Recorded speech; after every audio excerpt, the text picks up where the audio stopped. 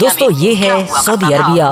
پوری دنیا میں رہنے والے مسلمانوں کا مرکز یعنی کہ اسلام کا سینٹر۔ مگر آپ لوگوں سے اگر میں یہ سوال کروں کہ بھائی بتائیے آج سے لگ بھگ 1450 سال پہلے یعنی جب پروفیٹ محمد صلی اللہ تعالی علیہ وسلم کا جنم نہیں ہوا تھا تو یہاں سعودی عربیہ میں کیا ہوا کرتا تھا؟ یعنی یہاں کے لوگ کس دھرم کو فالو کیا کرتے تھے، کس کی عبادت کیا کرتے تھے اور کن رسم و رواج کو فالو کیا کرتے تھے؟ تو اس کا سیدھا اور سمپل سا جواب یہی ہے کہ اس دور میں یہاں پر ذرہ برابر ہی لوگ ایسے تھے کہ جو ایک خدا کے کانسیپٹ پر یقین کیا کرتے تھے اور ایک خدا کی عبادت کیا کرتے تھے، ورنہ سعودی عربیہ سمیت یہ پورا کا پورا جو عرب علاقہ تھا یہاں پر بت پرستی یعنی کہ مورتی پوجا ہوا کرتی تھی۔ ہاں وہ بات الگ ہے کہ الگ الگ قبیلے کے لوگوں نے، الگ الگ علاقے کے لوگوں نے اپنے الگ الگ گاڈ کو چن رکھا تھا، مگر وہ کرتے مورتی کی ہی پوجا تھے۔ پھر یہ ہوا کہ اسلام کا ادے ہوا کہ جس نے چند سالوں کے اندر ہی پورے کے پورے عرب علاقے کو بلکہ اگلی ایک سینچری کے اندر ہی دنیا کے آدھے علاقے کو اپنے انفلوئنس میں لے لیا۔ تب کا وقت تھا اور ایک آج کا وقت ہے، کیونکہ آج بھی اسلام دنیا میں سب سے تیزی کے ساتھ پھیلنے والے ریلیجن کے طور پر جانا جاتا ہے۔ دوستو یہ جو پچھلے 14 سے 1500 سال کا پورا اتہاس گزرا ہے، اس میں اگر کسی بھی قابل سے قابل انسان سے یا پھر عام انسان سے پوچھا جاتا تو اس کا جواب یہ ہوتا کہ باقی علاقوں کا، باقی مسلم دنیا کا تو پتہ نہیں، لیکن عرب میں جس طریقے سے بدلاؤ آیا ہے، عرب کی جڑوں میں جس طریقے سے اسلام انٹر ہوا ہے، یہاں پر مورتی پوجا یعنی کہ بت پرستی کی دوبارہ کبھی بھی شروعات نہیں ہوگی، دوبارہ واپسی نہیں ہوگی۔ اور ظاہر ہے میری یہ ویڈیو دیکھنے والے آپ سبھی لوگوں کا بھی شاید یہی ماننا ہوگا، لیکن ایک منٹ رکیے، یہاں پر ہم سعودی عربیہ سے جڑے ہوئے اس مدعے کی یعنی کہ اس خبر کی تو ڈیٹیل میں بات کریں گے ہی کہ جو پچھلے 8-10 دن سے پوری دنیا میں کافی وائرل ہو رہی ہے اور جس نے دنیا بھر کے لوگوں کو حیران و پریشان کر دیا ہے، اسپیشلی مسلم دنیا میں رہنے والے لوگوں کے ہوش اڑا رکھے ہیں۔ لیکن اس سے پہلے ہم نظر ڈالتے ہیں ایک حدیث کے اوپر۔ صحیح مسلم کی حدیث نمبر 3572 کے مطابق حضرت عائشہ صدیقہ رضی اللہ تعالیٰ عنہا سے مروی ہے کہ حضور صلی اللہ علیہ وسلم نے فرمایا کہ اس وقت تک شب و روز کا سلسلہ ختم نہ ہوگا یعنی کہ قیامت نہیں آئے گی جب تک دوبارہ لات و عزا کی عبادت نہیں کی جائے گی۔ اب آپ میں سے بہت سارے لوگوں کے دماغ میں یہی سوال اٹھ رہا ہوگا کہ بھئی یہ لات و عزا کون ہے جن کی دوبارہ عبادت شروع ہونے کو اس حدیث میں قیامت کی نشانی کے طور پر بتایا جا رہا ہے؟ تو دوستو جیسا کہ میں نے آپ کو پہلے ہی بتایا کہ پیغمبر حضرت محمد صلی اللہ تعالی علیہ وسلم کی پیدائش سے پہلے عرب کے زیادہ تر لوگوں نے اپنے الگ الگ خدا بنا رکھے تھے اور وہ ان خداؤں کی عبادت مورتی کے ذریعے سے کیا کرتے تھے۔ تو ان بہت سارے الگ الگ خداؤں میں سے بھی جو کچھ گنے چنے خدا پورے عرب میں سب سے زیادہ مشہور تھے، یا یہ کہہ سکتے ہیں کہ جو دیویاں سب سے زیادہ پوجی جاتی تھیں، ان میں سے ایک کا نام لات اور دوسری کا نام عزا تھا۔ ان دونوں کے بتوں کی عبادت کرنے والے پرانے عربی لوگوں کا یہ بلیو ہوا کرتا تھا کہ یہ دونوں دیویاں خدا کی بیٹیاں ہیں اور ان کے پاس ہم لوگوں کو دولت، اولاد، حسن اور جنگوں میں جیت دلانے کی پاور ہے، اور تو اور یہ ہمارے بڑے سے بڑے دشمن کو پل بھر کے اندر بھسم کر سکتی ہیں۔ ان میں سے جو لات تھا وہ دراصل ایک سفید کلر کے پتھر سے بنا ہوا چوکور بت ہوا کرتا تھا جس کو بنو ثقیف قبیلے کی طرف سے پوجا جاتا تھا، اور اس کا جو سینٹر تھا یعنی گڑھ تھا وہ آج کے دور کا طائف کا علاقہ مانا جاتا تھا، جبکہ جو عزا تھا اس کا سینٹر وادی نخلا میں خراز نام کے ایک علاقے کو مانا جاتا تھا، اور یہیں پر اس کا ایک بڑا سا مندر بھی موجود تھا۔ قریش سمیت بہت سارے قبیلوں کے لوگ یہاں پر آیا کرتے تھے اور عبادت کیا کرتے تھے، جانور ذبح کیے جاتے تھے اور بڑے بڑے نذرانے چڑھائے جاتے تھے۔ عزا نام کے اس بت کی وہ ایک حیران کر دینے والی خاص بات کہ جو اس کو باقی عرب کے بتوں سے الگ بناتی تھی وہ یہ تھی کہ یہ اپنے ماننے والوں سے کلام بھی کرتا تھا یعنی بات چیت کرتا تھا۔ بہت سارے مسلم اتہاسکاروں نے اور اسکالرس نے یہ لکھا ہے کہ دراصل قوم جن کی ایک سرکش عورت جس کو عام زبان میں چڑیل بھی کہا جاتا ہے وہ اسی مندر کے پاس میں موجود ایک پیڑ پر ڈیرا ڈالا کرتی تھی،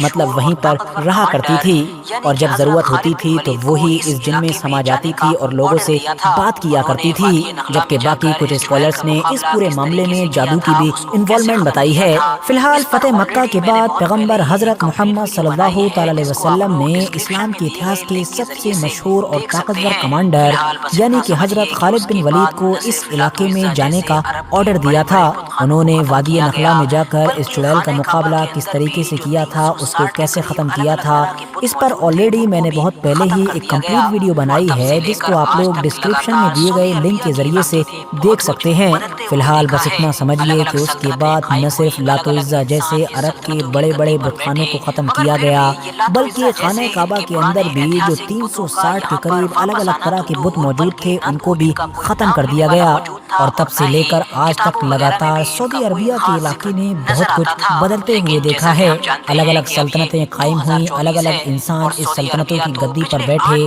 مگر پھر بھی یہ لات و عزا جیسے ان کے پرانے ایتہاسک بتوں کا یہاں پر واپس آنا تو دور، بلکہ نہ تو ان کا کوئی نام لینے والا موجود تھا اور نہ ہی کتابوں وغیرہ میں بھی ان کا کوئی خاص ذکر نظر آتا تھا۔ لیکن جیسا کہ ہم جانتے ہیں کہ اب یہ 2024 ہے اور سعودی عربیہ تو پچھلے 8-10 سال کے اندر اتنی تیزی کے ساتھ چینج ہوا ہے اور ابھی بھی چینج ہو رہا ہے کہ جتنی تیزی کے ساتھ پہلے کبھی صدیوں میں بھی نہیں ہوا ہوگا۔ اب یہ جو تازہ معاملہ ہے کہ جس کی وجہ سے پچھلے کچھ دنوں سے میڈیا یا پھر سوشل میڈیا کے اوپر کافی وواد ہوا پڑا ہے اور کنٹروورسی ہو رہی ہے،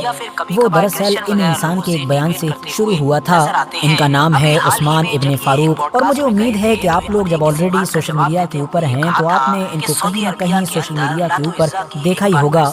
یہ دراصل ایک پاکستانی امریکن اسکالر ہیں کہ جو اکثر ایتھیسٹ یعنی کہ ناستک لوگوں سے یا پھر کبھی کبھار کرسچن وغیرہ لوگوں سے ڈیبیٹ کرتے ہوئے نظر آتے ہیں۔ ابھی حال ہی میں جب یہ ایک پوڈ کاسٹ میں گئے تھے تو انہوں نے کسی بات کا جواب دیتے ہوئے یہ کہا تھا کہ سعودی عربیہ کے اندر لات و عزا کی ایک بار پھر سے عبادت شروع ہو گئی ہے۔